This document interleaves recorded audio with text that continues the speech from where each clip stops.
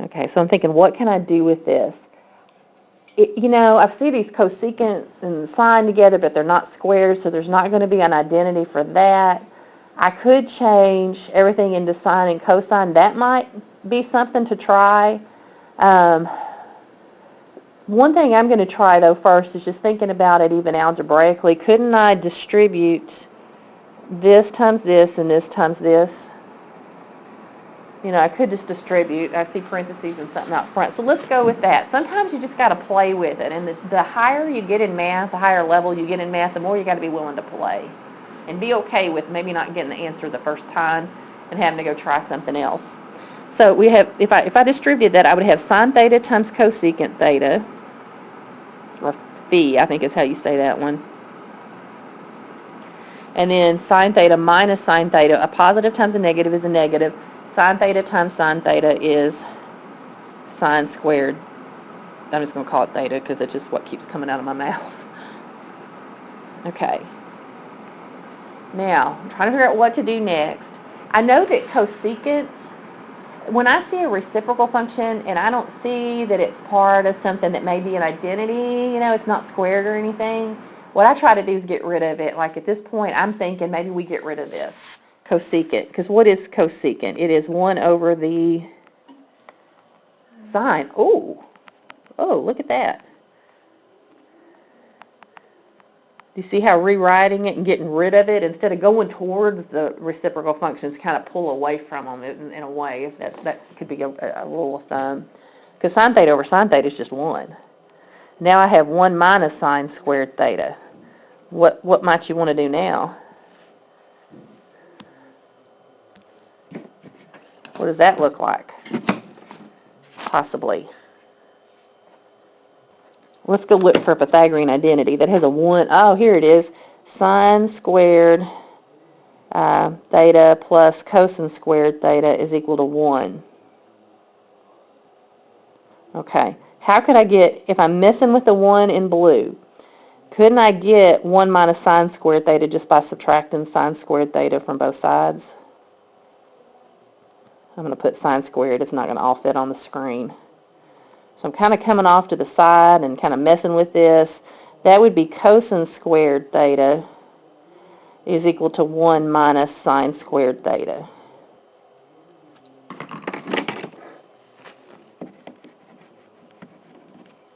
So what is this 1 minus sine squared theta over here equal to? What does it say over here? 1 minus sine squared is equal to? Cosine squared. Oh, we're done. That's what that's equal to. And so this is the classic way to kind of write them. It's not the way we usually see them in calculus, but it's the kind of classic way we see them in a book when you're learning identities. They want you to take the left side and turn it into the right side, okay? Make sure I copied it right. I did, okay. Now, so really what I'm starting with, I'm just going to rewrite the left-hand side, and I'm going to mess with it until I get it by using whatever I can do, substitution, identities, whatever. I'm going to turn it into secant theta plus tangent theta. Now, there's something here you haven't seen before. I don't know, you've seen it back in Algebra 2, and earlier this year, you've seen the idea before. If I have something like this, where I have something plus a term, its conjugate is if I take the first thing and subtract the second thing. You did this a little bit in imaginary numbers. A conjugate basically is when we're trying to create a difference of two squares pattern. Okay. In this problem, if you look down at the denominator here, I have 1 minus sine theta. Anytime you see something minus something else in the denominator, a lot of times the thing you're going to do is you're going to multiply by the conjugate. So on your rule of thumb, multiply by the conjugate of the denominator, okay? So you need to add that multiply by conjugate of the denominator. That's another thing that we can do in some of these problems. And how I knew when I looked at this one that I might want to do it is I see something minus something else and it's in the denominator. Because I can't split this up as cosine over 1 minus cosine over sine. That's not how fractions work. If I'd had two terms on top and one on the bottom, I could have split that fraction up, but not here. Okay? So let me just show you what I'm talking about. If I had x plus 3 over 5, that's the same thing as x over 5 plus 3 over 5, but not backwards. I can't have two terms in the denominator and split it up that way. So what I do to deal with these is I'm going to multiply by 1 plus, it's a 1 minus sine theta, so I'm going to multiply by 1 in a funky form, and my funky form is just going to be the conjugate of the denominator. Again, I'm trying to create a difference of two squares, and the reason I'm doing it is I have all those Pythagorean identities, and Pythagorean identities kind of come out of square situations. So if I do this, let's see what happens. Okay, so let's just look at the bottom. If this is like a minus b, a plus b, it's the difference of two squares pattern. Do you remember that when you multiply those things together, it's just a squared minus b squared? That's from your factoring pattern when you first learned a difference of two squares. So what's my first term? It's a 1, so this is going to be 1 squared, which is just 1. And then I put a subtraction sign, and my b term here is sine theta. So when I square that, it's just sine squared theta. Ooh, that's a Pythagorean identity, isn't it? There's a reason I did this, is so I could get a Pythagorean identity in the denominator. And now on top, I just still have cosine theta.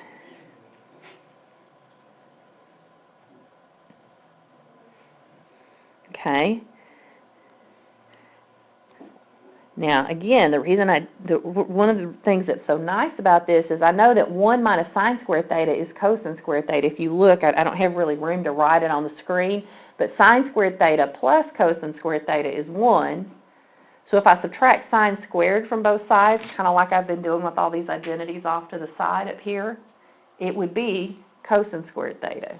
So the denominator is going to turn into cosine squared theta because of that identity. I can squeeze it in here. Sine squared theta plus cosine squared theta is 1. So if I subtract the sine squared theta, this is where I'm getting it. Subtract sine squared theta from both sides. I'll just say sine squared. That's going to be this cosine squared that I replaced it with right here. Well, what I've got on top is just cosine theta. Oh, what can happen here? Cosine theta goes into cosine theta one time. Cosine theta goes into cosine theta squared, or cosine squared theta, divide out cosine theta would just be, you'd have one of them left, wouldn't you? Do we have to multiply cosine by the top of the fraction, or 1 plus sine theta? Yeah, and I did that at, oh, I forgot, thank you. Oh, yeah. Okay, so I need to stop here. I forgot to do that, thanks. I got so focused on the bottom that I forgot to multiply the top. Thank you for catching that. So the top should be cosine theta plus cosine theta sine theta. Thanks, good catch. Thank you for cosine theta plus cosine theta sine theta. Oh, that's messy. Okay, so that's not going to reduce quite that way. Let me go to a different slide and we see cosine theta plus cosine theta sine theta over cosine squared theta. Cosine theta plus, is it cosine theta sine theta? Yes. Over cosine squared theta, right? Cosine squared theta. Now, what I can do now, this is like having x plus 3 over 5. Just think about fractions and how they work. Isn't this the same thing as x over 5 plus 3 over 5? If I had x over 5 plus 3 over 5, couldn't I put those together to get x plus 3 over 5 as a fraction? Well, that's the idea I'm going to use here. I'm going to say, oh, I can split this up and say that's cosine theta over cosine squared theta, I'm just splitting the fraction up, plus cosine theta sine theta over cosine squared theta. Okay, so I just split the fraction up. And now cosine theta over cosine squared theta, that is just 1 over cosine theta, right? I can say that goes in there one time, that goes into there, and would have this left.